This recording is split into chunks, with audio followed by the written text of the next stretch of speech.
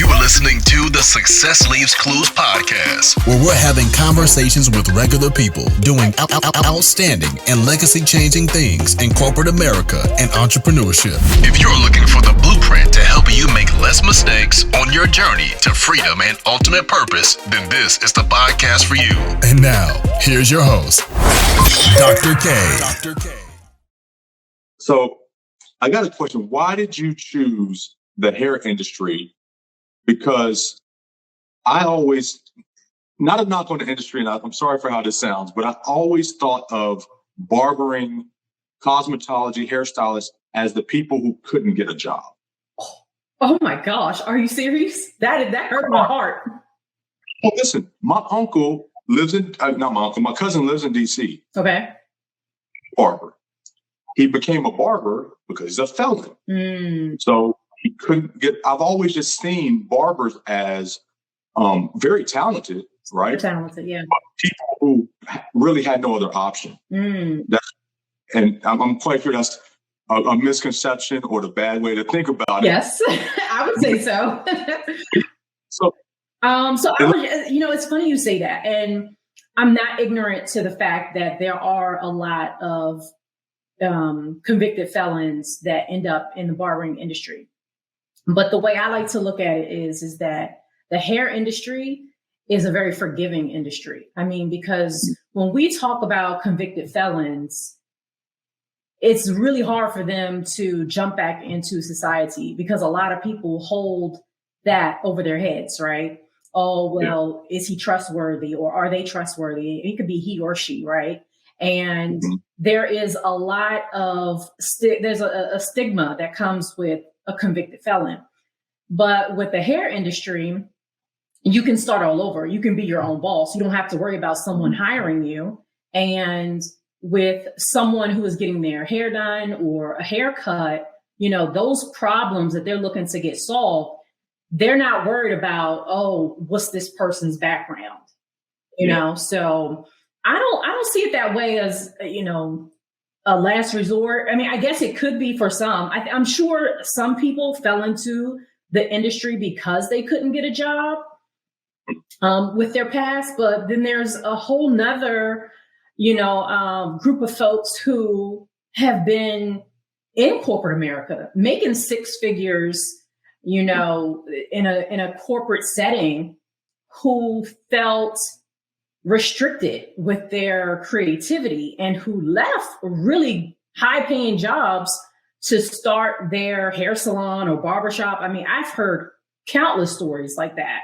I've seen people who have left the military because, they were like, I wanted more and I wanted to own my own business, and they're flourishing in the hair industry. So I get it. Yes, there are some people who can't do anything else and they fall into that industry. But I would say the overwhelming majority of people in the hair industry are there because they want to be, and because there's a lot of money to be made in this industry. Yeah. And you show me that all the time. The kind of limitless potential that people have in that industry and the way you help them as far as managing and structuring their business and running it like a real business. Yes. Is awesome. Yeah. I mean, unfortunately, when you're going through barber school or cosmetology school, the business side of it, they don't really teach. And here's the thing. I don't knock the cosmetology schools, the barber schools for not teaching it, because in reality, you have to think about what the goal is of a barber school, of a cosmetology school. Their number one goal is to help you pass that exam, so that you can get your license. Now, if you had to know business knowledge in order to pass that exam, then they would teach it. But their sole goal for that school is to get you to pass that exam. So that's what they're. And then they got stats, right? They got numbers and a quota to meet to show that they have a good success rate. Exactly, because if they want more people to enroll in their school, what they need to show is that, hey, a high percentage of our students pass the exam. It's a way to measure the success of that school. So it's not about, oh, we taught you about taxes. I mean, I could say the same thing for college. I have a degree in economics from the University of Maryland. They didn't teach me diddly squat about taxes. No. And listen, and I took accounting. And in accounting, they don't even teach you about taxes because accounting is not taxes. Yeah. Accounting shows you or is the language of business into ultimately how much you have to pay in taxes. But accounting is not taxes. So where are you supposed to learn this stuff? I had to learn it on my own. I had to go and read the tax code, That's how I had to learn it because they don't teach this stuff. They really do not. What made you the kind of person to go get that information? Because it's not easy to be self-motivated and driven, especially when you're already an entrepreneur. You're running a business and that's overwhelming and keeps you busy. Yeah. But then you've got to take extra steps and extra hours and dedication to teach yourself now this tax code and accounting and all these other things. Yeah, I think the motivation for me was, and I've shared this story before, but, having a very successful salon was one thing. And I tried to go buy a house and was denied because my paperwork wasn't right. I wasn't showing that I was making money in my hair salon. And before I had my hair salon, I had a distribution company. So I've always had businesses in the hair industry. And even that business, I didn't show income, but my bank accounts had money. Like I know the business was doing well. I just wasn't showing it. And I was taught, you want to have as many expenses as possible, even if it's fabricated, because you want to pay the least amount in taxes, right? That's what I was taught. Even my dad's an entrepreneur. But my mom was the breadwinner with the W-2 job. We had a house, and I didn't realize this until, much later, but it was my mom's salary that afforded us a house. It wasn't my dad. My dad had the cash and, the nice cars. But that was income from business, and he wasn't paying any taxes. So I didn't learn that from him. I should have, but I didn't. But he couldn't teach me what he wasn't taught, right? Yeah. So you can't blame him for that. Yeah, I can't blame him. He's learning from me now, But I think what motivated me was getting denied for that house and understanding why. Because I was so upset, and I went to my mom. And here's the other thing: non-entrepreneurs don't get it. Because when I told my mom that I got denied for a house, you know what her response was? It's because you've never worked for anybody. You've never had a W-2 job, Jennifer. That's why. And so, again, not knowing what you don't know, I went and got a full-time job for the very first time in my 30s. Get a real first-time job because my mom said that's the reason why you didn't get a house. And I was just like, what? Like, that's the reason? Okay, let me go get a job then. And so because I had a degree in economics, I've run multiple businesses. I got a job in IT. My best friend is an Android developer. And, I talked to him and I was like, Kevin, I need a real job. Like, how do I even get a job? I've never worked for anybody. Other than when I was in college, I had an internship and I was a reporter for Business Week magazine. So I've always been in business. So I was a writer and I was an entrepreneur. And I told my best friend, and he was like, well, Jen, you're a strong writer. You've been writing for Business Week magazine. And he was like, you've run your own business and you've told people how to create websites. He was like, you are a systems analyst. I was like, what? He was like, you're a systems analyst. You tell people how to build websites and you write the functional requirements. Yep. And the business requirements. Right. The business requirements. And at that time, that didn't even make sense to me because I wasn't in technology. I wasn't in that world. Right. So he just sent me the website Dice and was like, I'll clean up your resume. And I put my resume on Dice, and the first person that reached out to me, I went on the interview. I didn't lie about any of my experience. I didn't have any experience working a full-time job, but I could write, and I told people how to build my website, and they hired me on the spot. And so when I got that job, off the break, I was making, I think, $75,000. And I know who's making good money because IT's my world. That's my life. Oh, that's your life. Exactly. So you know, but here's the thing. I know what business analysts, they make good money. So why would you pass that up to go back to entrepreneurship? Because again, if it's not your passion, I was making great money. But here's the thing, I was making great money, but remember, I don't do hair. So I still had the salon and I was working in IT now. So the salon was running itself. And when I had the IT job and I got the check for the first time, I'm like, wait a minute, my net, I was paying some of my stylists more than my net, making $75,000. And I was just like, wait a minute. How is it that I couldn't afford a house? I'm making more money than this. And then that's when I started looking, I'm like, okay, like what is this W-2 thing? Yeah. And that's when I started looking at the gross, right? What I grossed and then what I netted. And it was a big difference. And that's when I was like, oh, this whole tax thing. And I just got really intrigued. I mean, I'm a nerd. I think, anyone who majors in economics has got to love numbers. So I was just really intrigued by that.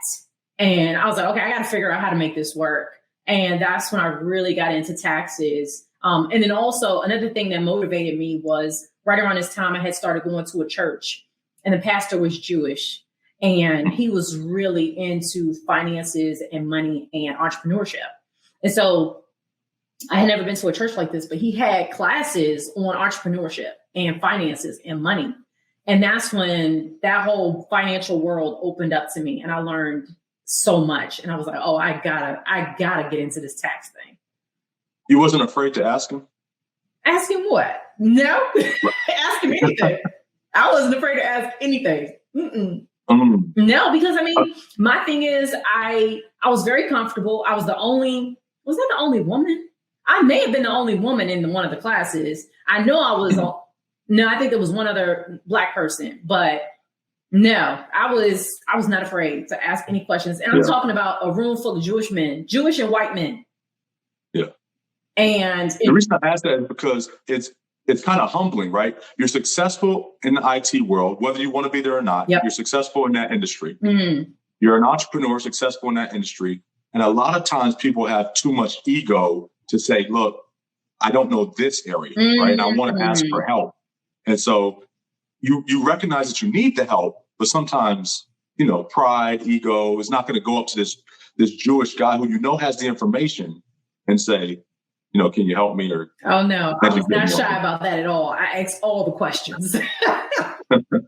All the questions. I was going to Hanukkah parties. I was going to Purim parties. I was going to bar mitzvahs. I was going to all the Jewish holidays. Okay. I was going to Passover. I was at every Jewish holiday. Okay. I still celebrate Jewish holidays. That's why I have my Jewish and Christian necklace that I wear all the time. That's awesome. I like that too. Yeah. So you said you owned a salon, but you didn't do hair. Correct. I've never done hair. How does that even add up? It adds up because after I graduated from college with my degree in economics, like I said, I was interning at Business Week magazine. So I was a reporter. And when I graduated, I was offered a full-time job as a reporter. And they were going to give me the business beat because that's what I was doing already.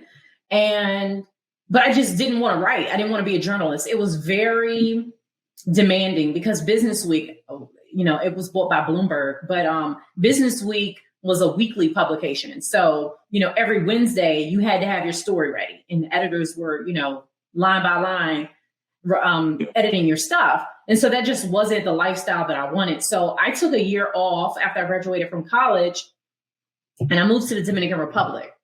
And when I was in the Dominican Republic, I was taking Spanish classes there. And I got I've always been intrigued with hair, just love hair. But there it was like on 1,000. And I just grew really in love with their hair products. And that's where I started the idea of importing. So when I left the Dominican Republic, I started an importing business. So I imported the hair products from the Dominican Republic and I was selling the products, online, retail, and also distributing to Dominican hair salons because I spoke Spanish. I mean, I wasn't super fluent, but I was conversational enough being down there for a year. Yeah. And based on the relationships that I built being a distributor to the Dominican hair salons, I made a lot of connections with, Dominican hair salon owners. And it was a woman who owned a hair salon who came up to me and asked me if I wanted to be an investor in a salon that she was going to open. And I knew how much money the Dominican hair salons made. So I was like, oh yeah, this is a no-brainer. Thinking that I was just going to be the money and she was going to run it. But that first year was really, really stressful because I didn't like the way she was running things. And she kept just asking me for more and more money. And I just felt like a bank at that point. I was bankrolling her dreams of this, fabulous salon. And I didn't want to spend money on a new ceiling and new curtains and shutters. And, I'm just like, can we make some money? So we ended up. We should let the business fund the business, right? So after that investment to get started, those upgrades should probably come from profits in the business. Absolutely. And then, but there were some upgrades I didn't even think were necessary, And so that's when we really started bumping heads. And during that time, I think both of us felt that way. I mean, she felt like she could do it on her own. I never wanted a hair salon, but I still felt like, not that I wanted it, but I wanted to make my money back because I wasn't ready to throw in the towel and lose all that money. Like I knew I could make my money back plus some. But I was feeling like I could do it without her, and she was feeling like she could do it without me. So we agreed to part ways, and she opened up another salon by herself. And I bought her out and kept the salon and, ran it on my own for another 4 years. And the salon just took off because I implemented business principles that I had learned from the distribution side, but also from my Jewish pastor, from the classes that I was taking. It's and now I was able to really. No, this was before the Jewish pastor, so I had the successful salon, but it was the tax stuff that I started implementing based on a Jewish pastor. But yeah, so I knew how to make the money. It was the taxes I didn't understand. That heals people up all the time. Yeah. So then how do you transition now from owning a successful business and hair salon to saying, hey, look, I see a gap in this industry. People don't have the information. And now I'm going to train and educate people or become their accountant or advisor. Yeah. So I think when I sold the salon, because remember, I never wanted to own a salon. It was, I thought I was going to be a silent investor. I didn't want to do the operations of it, but it went well, but ultimately it didn't fit me. And I ended up selling it to one of my stylists. Right. So from there, when I sold it to her, she was having some problems. She wasn't getting the numbers that I was getting.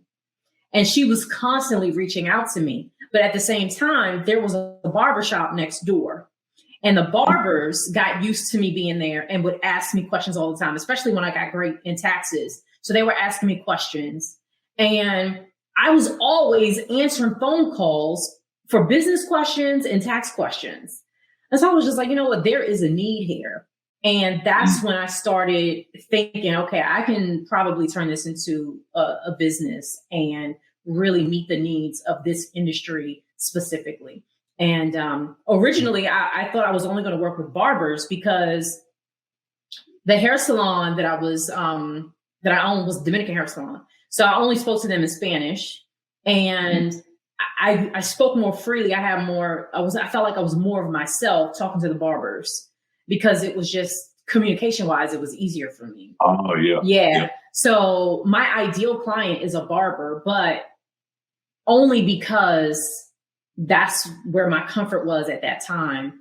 And when I created the business, it was, okay, a lot of my clients were barbers because my girls, my hairstylist was just from my hair salon. So the girls were continuously calling me, they were 1099, Some of them were W-2. Even when they left the salon, some of them left the salon, they were still calling me to do their taxes. But for the barbers, they were, recommending people to me and, giving people my number. So it kind of chose me. Yeah. I was going to ask you, how did you grow? Because taxes and accounting, that's the business of running your business, right? Yeah. And people don't like that part of it. It's not attractive. It's not fun. And so how do you convince somebody that they need this and they should be doing this? Or are you not worried about convincing them? And you're saying, hey, they're coming in as referrals and it's just organic. No, I think what makes me different is because I don't have that background of, I was always an accountant.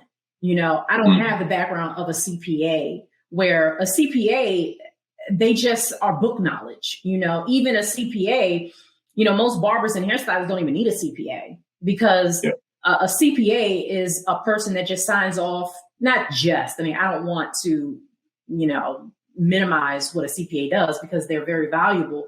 I'm just saying that in the hair industry, you don't need a CPA. They sign off on financial documents. They sign off on publicly traded companies' financial statements.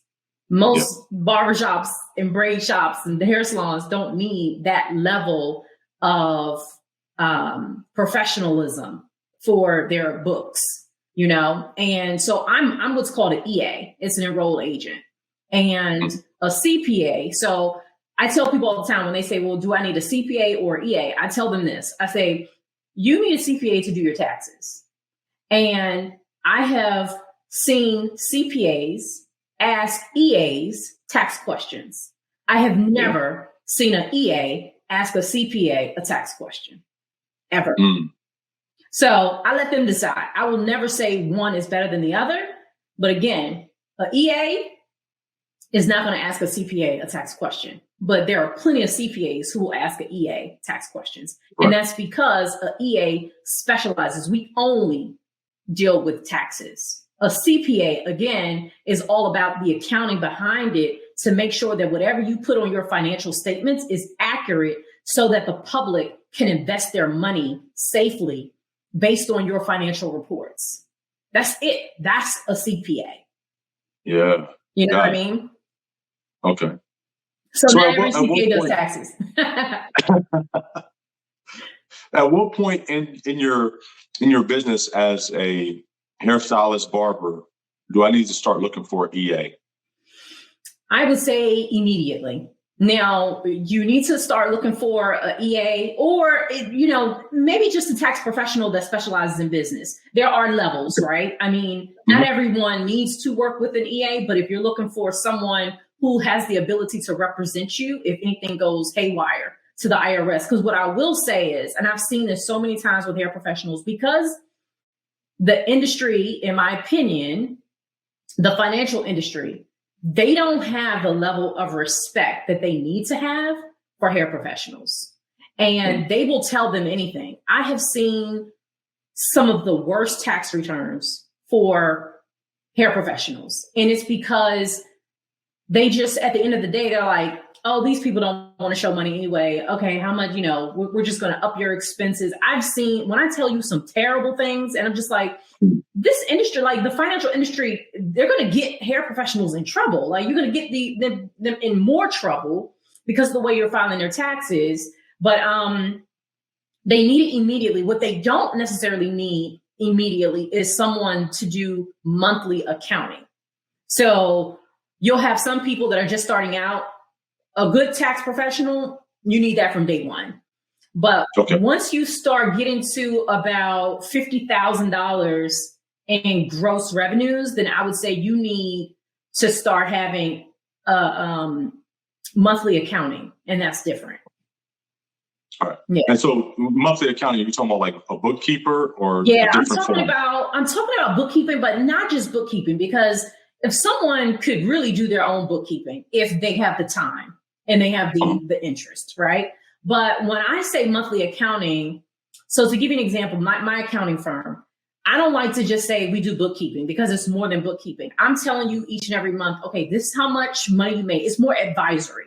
So I'm saying, okay, this is how much came in. based on this, we want to hit these targets. So for take home money, we want to target 50%. We want to make sure that your expenses aren't going over 30%. We want to make sure that you have put aside 15% for taxes. And then we need to make sure that we're putting at least 5% for savings. And then, okay, what do we need to do with that savings? You know, are we going to buy some investments? Are we going to reinvest into our business? Are we going to take some courses, some, you know, continual education? Are we going to go to some expos? You know, like, what are we going to use that money for? So it's more advisory that I say via accounting services, because it's much, much more than just bookkeeping. How do you stay disciplined with that? I'm talking about the hair professional, because it's predominantly a cash industry. Yeah. And so it's easy for cash to come in and go out. For sure. Yeah. So, I would say, so is your question how to not have it? You say how to stay disciplined? Yeah, how to stay disciplined, right? I'm a hair professional. If I'm receiving, if I have a business, I get invoices, or if I'm getting ACH deposits, it's in the bank. I don't see it. I don't touch it. Right. And it's kind of easy to transfer that to another account. It's kind of easy to manage that. But when I'm getting cash, how do you stay disciplined with that? Yeah, I think number one, I would say historically, you know, the hair industry has been very cash heavy. Now, I will say that it's changing, you know, with all of the third party apps that, you know, accept payments. And also, I think this industry is going through a transition right now where you have more professionals that are trying to operate on the up and up. So what I would say is, yes, it takes some discipline, but I would say what's necessary is a system, right? So I would tell people, if you are accepting cash, have a system for that cash, because in the absence of a system, you're going to, you know, revert back to old habits where, like you say, you're using the cash to pay for something, or it comes in and goes out just as quickly. So you want to have a system. So like, for example, in my salon, what I would do is, the system was, you take the cash that came in that day, you are putting it in an envelope and you're recording how much cash came in. You're putting that aside in a safe. And then I had a day where I deposited all my cash. So that was the system. But if you don't have a system, then you're just kind of doing anything. And it's going to be much easier for you to misuse or mishandle the money that's coming in. Yeah, that's perfect. I guess you need a system for kind of anything in life, right? Or you're going to kind of destroy yourself. Exactly. Yeah. So the discipline comes from the system and the processes that you have and those habits, right? So that system is going to create the habit, and the habit is what's going to create that discipline. Got it. Got it. And I have, when I started off telling you about my thought on the hair industry, right? I want to be clear that was my old way of thinking.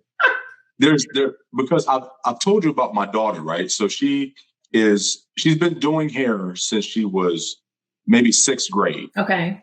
She never played with Barbie dolls and stuff. She had mannequins, did hair, all of this stuff.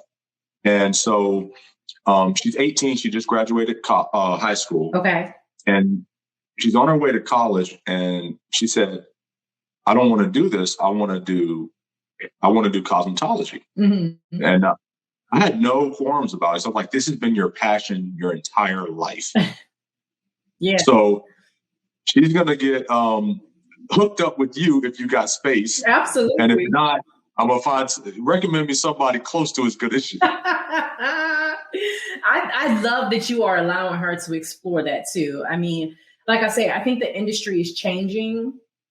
I just got back. I was telling you, I just got back from the CT Barber Expo. Jay Majors, he puts that show on. He does a fantastic job. And I'm talking it's executed at a different level. It's executed at a level of professionalism that this industry hasn't seen. I don't think has ever seen. And it was just an honor being there. You know, I wasn't presenting. I wasn't doing any seminars. I think that's one thing I would tell Jay that's missing, though. Is some business education. I'm gonna have to talk to him about that, because that was the only thing. You hear that, Jay? Yeah, Jay, if you listening, listen. You need to have me do a class, because I even talked to some of the barbers there, And it was so energizing because these are not your typical barbers. And I'm talking 10,000 plus barbers at this event. So it was just like a mass of barbers, right? But these are your barbers who are really about, executing and just running their business at a higher level. And I talked to them about their business and the back end and the taxes. And they were like, yeah, that's one thing. I got so many questions, the structure.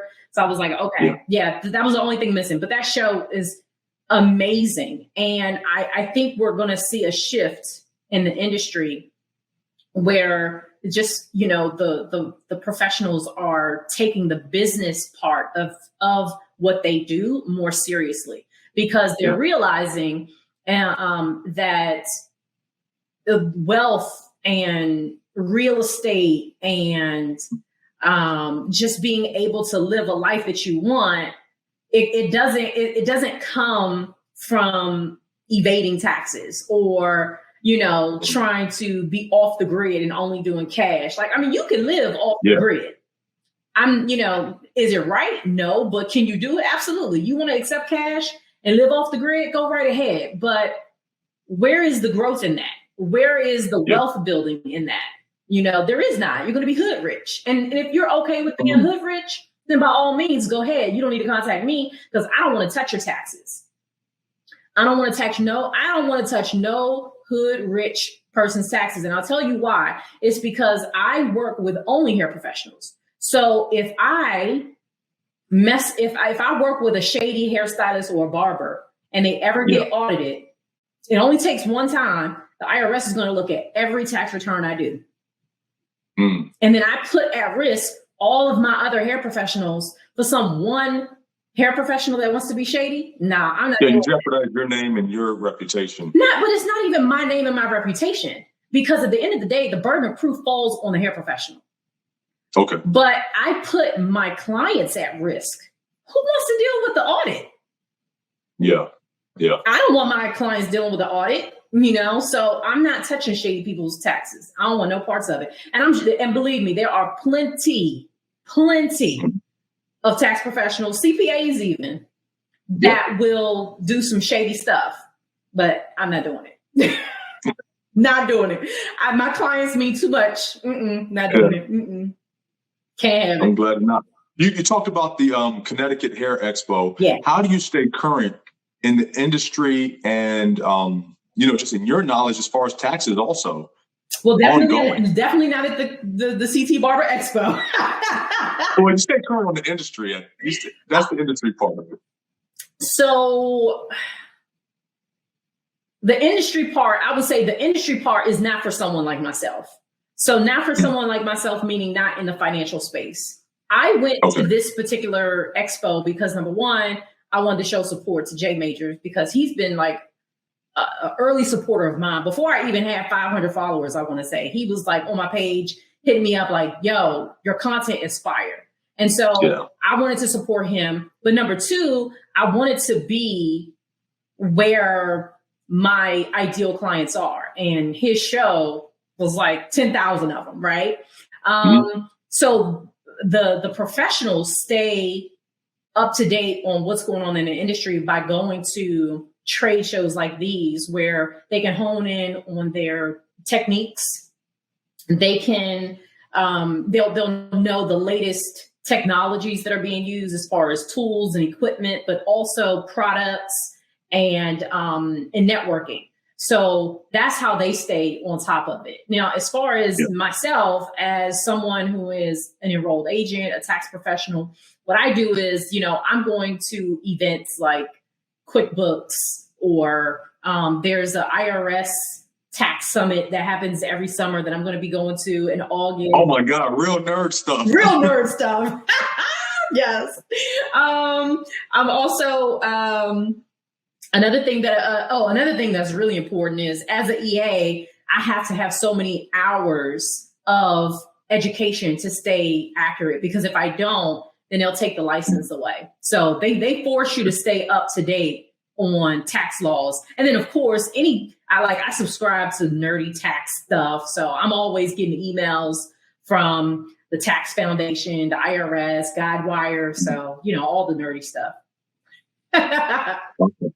I mean, it's amazing that you have found something that you're passionate about and that you can pursue and, make it comfortable for you, the lifestyle that you want. It can, fund anything that you want as far as your dreams. Not many people get to do that. And most people think of something like that as your rappers, your actors, NBA players, something like that, right? Yeah. And there's so many other things that you can be passionate about and amazingly successful at. Yeah, no, absolutely. You're absolutely right. And another thing is that, when I was doing the taxes and the accounting services, what I found was that when people weren't ready to work with me, they still wanted to work with me, right? They were like, well, and I let them know, like, everyone, you're not there yet. Like, it's not time for you yet. But I have them go through another kind of route where I do business coaching.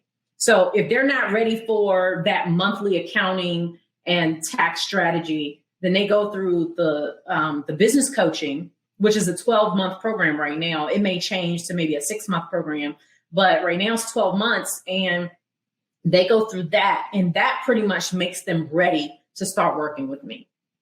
Okay. So they have like 2 routes to really work with me. It's good that you've thought of not being inclusive rather than exclude. You know what I mean? Yeah. And you're like, okay, I've got a product or an option for everybody to win and be successful. And you're not just like, hey, look, you're not here for me yet. It's like, look. Yeah, or the opposite, trying to get people who aren't ready for you. Yeah. So I didn't want to force that and say everybody, everyone needs accounting immediately. No, that's not true. Some people need to focus on making money. Yeah, focus on making money. Before you do accounting, you just need to bring it in, Yeah. So that's what the business coaching does. And here's the thing: some hair professionals, they don't have a problem with making the money, is that they're not keeping the money. So even those need to go through that business coaching because some of them, they're making great money monthly, but they're not seeing it translate into their pockets. They're like, where is this money going? They have no clue. So you have those as well. What's the number one bleed? Oh, supplies. And let me tell you, it's supplies, but I'm like, is this really supplies? I'm seeing stuff like, what's some of the crazy stuff I'm seeing? I'm seeing like Marshalls, TJ Maxx, a lot of Walmart, Sam's Club. And I'm just like, let me see these receipts. What are you really buying from these places? And, but I think that's an easy one to dump money into. And that one needs to really be reined in. So that's one of the first areas I investigate when I start working with a hair professional is. So do they get down to managing the use of products as far as quantity? Let's say you've got, I don't know nothing about hair, I'm bald, but let's say you got hair moisturizer, right? Yeah. And you're using too much, for example. That's a bleed. How do you track something like that? So that is difficult. And I'll tell you, when I first started working with hair professionals, I would suggest to them to monitor how much usage of products. But I'll tell you, that's extremely difficult because, especially in Black hair, because of the density and the length differences, it's really hard to track the usage. So, and just to give you an idea, like at my salon, like we would portion it out. Like we would have, these little ketchup containers of conditioner and to make sure that you don't overuse. But not everyone has the ability to do that. And plus, as a stylist, like they're like, they know how many pumps to do or whatever. Is it even worth it? Is it even that big a deal to track that? For me, it was because I had some really heavy-handed women at my salon, and I had to worry about women doing their hair on my dime. When it was slow, I'd look in the cameras, Big Ben, and some of my hairstylists were doing their own hair. Wait, you paid for the products and stuff? Oh, yeah. I was thinking when you own a salon, you own the show, you're renting out booths, they run their own show. No, you actually my girls were getting paid a salary.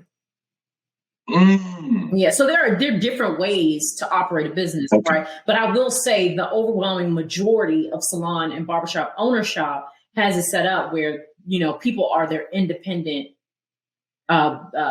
contractor where they're paying booth rent. Right. That's the way I thought of it. Yeah. For me, I really didn't want that because that capped my income. Because at that point, and because I didn't do hair, right? For a lot of people, those who rent out booths and chairs, they're also working in the business as a technician, right? So the other people are paying their rent, which allows them to take home more money. But for me, I would have capped out and it just wasn't worth it for me at that, like doing it that way. So I was able to make more money because I knew that a Dominican hair salon bought into masses. So we would see, maybe 250 people a month. And that's really high volume. And so I'm able to pay my girls a flat rate, a salary, and everything above that expense is profit, of course, based on, my other expenses, but my other overhead. That's why I was able to make so much money. But it was bringing the people in. My girls didn't have to do any promoting at all. They didn't even speak English. So they couldn't get the people to come in. So I was doing all the pulling of the clients. Oh, so you handle the full business, the marketing, the business structure, all of that stuff. And then, because I was going to ask you about retention, but I guess it's because it's a niche, and they don't speak, English much. So you're bringing in that clientele for them. They don't have to go search for it. Exactly. Yeah. Mm-hmm. And so, I had the systems in the background to track the retention and the email list and, the text blast and all of these things, the promotions that were around holidays or months, special events, back to school, all types of things. So, I was the one implementing all those things to bring in the clients, and the hairstylist just had to perform. Man, if I wasn't already blown away, you just topped it off. That's amazing. Yeah, and I think that's why people are like, well, wait a minute. So that's why I'm able to do the business side, right? Because it's not just about the taxes. Like these girls weren't just paying me booth rent and they were just, self-promoting. No, I built out the business. And then on the back end, after getting denied from my house, that's when I started doing the taxes. And that was really the missing piece. Because I'll tell you, I find that a lot with hair professionals, especially really successful hairstylists. They'll always tell me like, Jennifer, I'm great at promoting. They, have tons of followers on Instagram. I'm talking, hundreds of thousands of followers. They do not have a problem, keeping their schedule booked. But this tax thing is always the missing piece for them, or the finances, always the missing piece. It never fails. And so some people, I don't need to help with the business, like the pulling in the people. They can pull in the clients, but it's that financial piece that they're missing. And I just love being able to, come in that space and help out there. Other than helping a technician become bankable, right? So now they can buy the car, they can get a house and all of that. Have you seen that once they get this portion in order, that they break levels? Do they, they may be at a plateau, right? So they're like, okay, your schedule only has so many hours, so many days. But now you put these processes in place, you put these, tax things in place. Are they able now to break into different levels? Oh, absolutely. You'll have some who want to go into more of the education space. So they're becoming coaches for other people, right? Because once I've explained it and once they now know the process, they're able to help others. Because here's the thing, even with myself, and I think I explain things really well, but I'm not going to connect with everyone, right? So I'm able to teach them something and be based on their experience, they're able now to do some coaching on their own and maybe meet people that connect with them. And then you'll have others who, now that they have their paperwork in order financially, they're able to purchase commercial buildings. You know, I have a hairstylist right now. We're working on her getting funded to buy a location so she can stop renting her salon and she can actually buy the salon. And that's going to save her so much money. But that's also her retirement plan, because when she's done, she owns the building. She will own the building and she can rent it out to whoever she wants. I have another client, a barber that I'm working with, and we're actively looking for a location for him because he's done the hard work, you know, paying the taxes, being diligent with the accounting. So now he has all of his paperwork. Because I will tell you, if you're trying to get into real estate, and you know this because you're in real estate, but a lot of hair professionals don't know this. It's not just about the tax paperwork. Because I'm working with a hairstylist right now. She went to a lender and she was, you know, I just started working with her on the business side of things. So she's going through my 12-month program and she's talking to a lender. And she was like, Jennifer, they need my last 3 bank account, tax returns, but they need my profit and loss, they need my balance sheet. And she's like, what are those things? I'm like, yeah, you don't have those things. And she thought it was something that I could just like generate. And I'm like, you need accounting software. Yeah. You don't have accounting software. These are reports that are generated when you are doing your accounting. And so it's not just the tax returns. Like, you have to run your business like a business. And if you don't have accounting software, a lender's like, are you really running a business? Exactly. Yes. They want to see that profit and loss statement. They want to see that balance sheet. Yeah. You know, how much do you own? The only picture that they can get of your business and the stability of your business is what's documented, not what you're saying. Exactly. And sometimes it's not just the tax return. You know, sometimes it's that more information. Now, every lender may differ, right? There may be some lenders who don't need your balance sheet, but I would certainly, especially if you're trying to put it in a business name, right? Well, wait a minute, how much money does your business owe? You know, how many loans you got out there? Yeah. Your balance sheet is going to say that. Your tax return isn't going to say that necessarily, because your balance sheet isn't on your tax return, especially if you're not an S corp, if you're not taxed as an S corp, and even then, if you're under a certain threshold of income, you don't even have to put your balance sheet.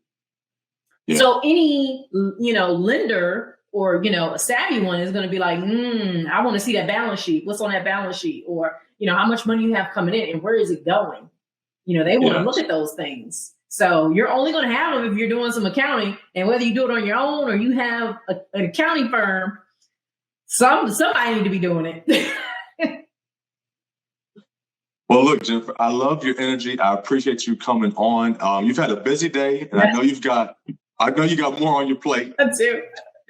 So look, I've got something that I like to do on every show. The name of the show is Success Leaves Clues Podcast. Mm-hmm. So I like to point out a couple of clues that I picked up in our conversation, but I'm quite sure the audience is going to pick up, more of their own. Yeah, absolutely. So, are you going to say the clue or me? If you want to say a clue, you can. Go ahead. I don't want to mess up what your process is. Jen, it's my turn. Okay. No, so one thing that I picked up is that you're not afraid to follow your dreams and your passion. Right. So you had other routes that you could be successful, college educated, IT career, but you're like, look, it means a lot more to me to follow my dreams and pursue my passion. And I think that really has propelled you in life. Definitely a clue. Now you're afraid to talk. No, I'm sorry. Was that so? You leave a clue and then I leave a clue? No, I thought we could do it like that. I'm just saying clues that I've picked up that you've left for us. Okay, gotcha. Okay, I wasn't sure how it was supposed to go. I'm summing it up for the people who got lost in this hour, right? Who don't take notes. Okay, yeah, so that's definitely for the people who aren't nerds like me and Jen. Right. Here's the cliff notes. Yeah, that's definitely a clue. The other one I would say is the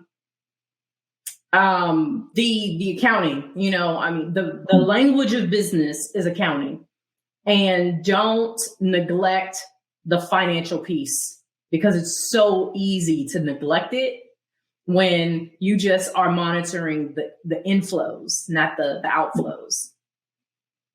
Yes, absolutely. Mm-hmm. And then the third one that I saw that really hit me was your processes. So a lot of people do business and it's as the day flows, right? As things happen or as they occur. But once you put some structure to it, it helps, like you said, with the discipline. Yes, absolutely. I think another clue would be, don't just go with someone who says they lead with, oh, I'm a CPA. Because that's a really hot word right now. Oh, I need a CPA. Like, really dive into what that means, because not all CPAs do taxes, and you may not need it, and you may be overpaying just for the title. All right. Yep. Well, thanks a lot. I want to remind everybody out there, if you can dream it, you can achieve it. Until next time. Thank you for listening to another episode of the Success Leaves Clues podcast. Be sure to follow Dr. K on Instagram at Dr. K Washington, or the podcast page at Success Leaves Clues Podcast. We'll see you here next time.